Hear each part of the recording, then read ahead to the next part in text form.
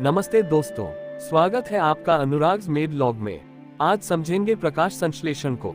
चलिए शुरू करते हैं। प्रकाश संश्लेषण के दौरान पौधे प्रकाश की ऊर्जा का उपयोग करके अकार्बनिक पदार्थ कार्बन डाइऑक्साइड से कार्बनिक पदार्थ ग्लूकोज बनाते हैं। इस प्रक्रिया में ऑक्सीजन भी बनती है।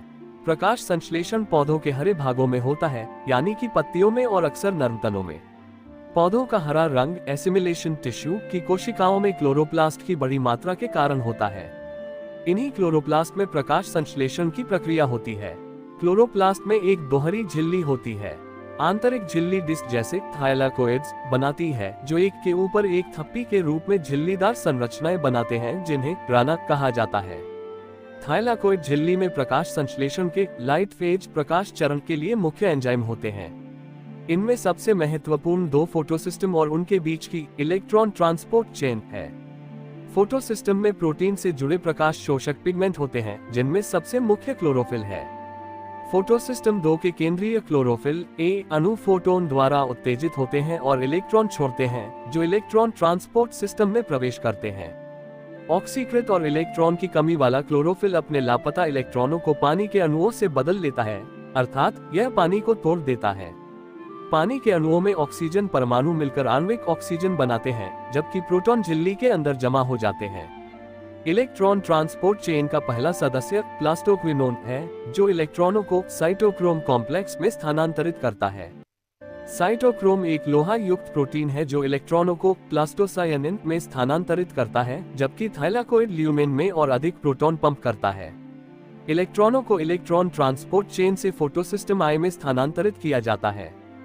फोटोसिस्टम आई का केंद्रीय क्लोरोफिल अणु इलेक्ट्रॉन की कमी वाली स्थिति में होता है, क्योंकि इसने पहले ही फोटोन द्वारा उत्तेजित होने पर इलेक्ट्रॉन छोड़े होते हैं। इलेक्ट्रॉनों को फिर फेरेडॉक्सिन अणुओं द्वारा फेरेडॉक्सिन NADP रिडक्टेस में स्थानांतरित किया जाता है। लाइट फेज में प्रोटॉन अंदर की तरफ जमा होते हैं, यानी थाइलाकोइड ल्यूमेन की प्रोटॉन सांद्रता बढ़ जाती है और इस प्रकार वह सकारात्मक रूप से पॉजिटिवली चार्ज हो जाता है। यह एक बाहर की तरफ धकेलने वाला बल ड्राइविंग फोर्स पैदा करता है। प्रोटॉन एटपेस के माध्यम से बाहर निकलते हैं, जबकि ऊर्जा मुक्त होती है, क्योंकि चार्ज और सांद्रता के बराबर होने के कारण सिस्टम उच्च ऊर्जा स्थिति से निम्न ऊर्जा स्थिति में प्रवेश करता है। मुक्त हुई ऊर्जा का उपयोग ATP के उत्पादन में किया जाता है। मुक्त हुए प्रोटॉन और इलेक्ट्रॉन NADP द्वारा स्वीकार किए जाते हैं, जो NADPH में बदल जाता है। संक्षेप में, फोटोन की ऊर्जा प्रोटॉन के असमान वितरण का कारण बनती है। यह एक ड्राइविंग फोर्स पैदा करता है, जिसका उपयोग ATP के उत्पादन के लिए किया जाता है। डार्क फेज अंधकार चरण की प्रतिक्रियाएं प्रकाश पर निर्भर नहीं होती हैं।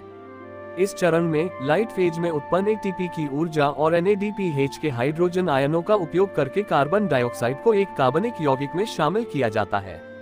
आइए 3-5 कार्बन शुगर अणुओं से शुरू करते हैं।